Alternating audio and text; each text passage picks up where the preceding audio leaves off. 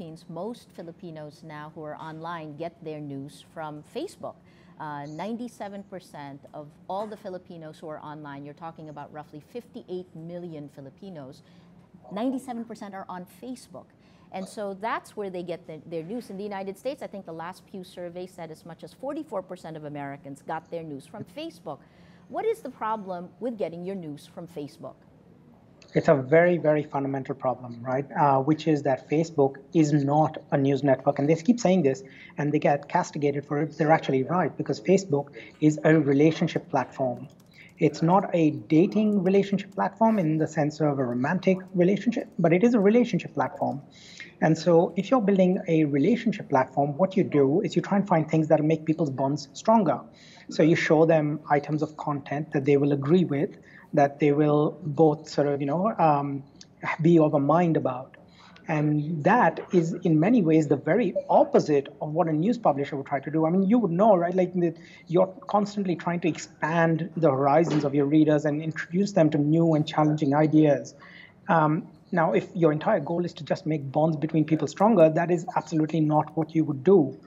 So I think there is a very fundamental problem, first of all, in the idea of relying just on Facebook for news, but moreover also in expecting Facebook to play that role.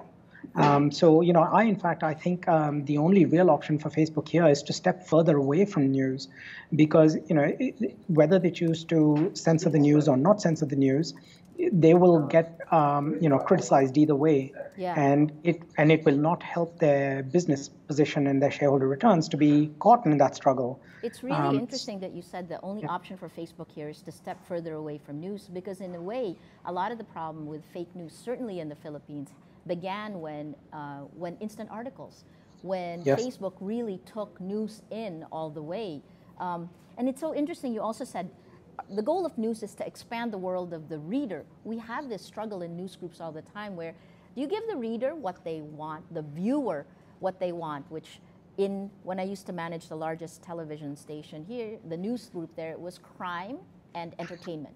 Crime and entertainment. And we always, in Rappler, we tried to balance that with what the news agenda should dictate. Like, you should know about Marawi, you should know about what's going on in Mindanao, neither of which create necessarily great engagement, right? Which is the option, which is what Facebook's algorithms optimize for. Algorithms. Sorry, long-winded way of getting to this. So we'll go back to Facebook later on, but in terms of algorithms, Inkle also uses algorithms. What's different between the algorithms of Inkle and the algorithms of the most popular social network, Facebook? Okay. The central difference is in what we're trying to optimize for. And at its heart, any algorithm is essentially just an automated way of optimizing for a particular outcome. In the case of most of the big platforms out there, they're optimizing for one of two things. They're usually optimizing either for the direct interaction with the content, which is the number of people clicking through, because that impacts the total number of people who see ads and so on. Or they're looking for indirect interaction. What I mean by that is amplification. So a lot of the times, the story is shared because of the potential to go viral. BuzzFeed quite famously actually has built its entire business around this. So they have systems where they monitor the uptake and the interest in stories, and when they see something breaking the curve and doing better than the norm, they immediately amplify it across every platform, every outlet, because their entire goal is to drive viral consumption. So when we starting to build Inkle, our question was, well, if you go to a supermarket, the supermarket puts a lot of time and effort into thinking about what products to put in front of you that you would be willing to buy, right? And so for us, the starting point was really that question, and said, well, if you come into Inkle and you're looking to buy news, what sort of articles would you buy, would you pay for?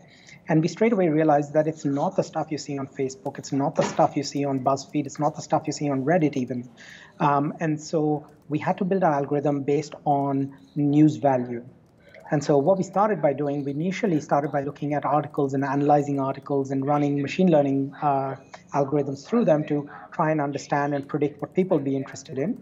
But then we realized that we'd end up creating a filter bubble, just like everyone else.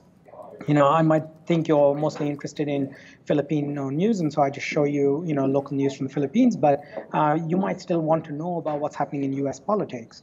And so in order to get that balance right, we built a system based on how publishers rank stories. So we have a system that in real time understands what the world's most experienced and trusted editors are defining as important news.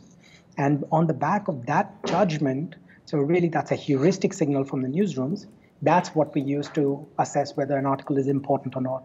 And then we have to, of course, figure out whether it's relevant for a user. So something at the top of the Washington Post may or may not be useful for people in other parts of the world. So we have to then try and understand whether it's relevant.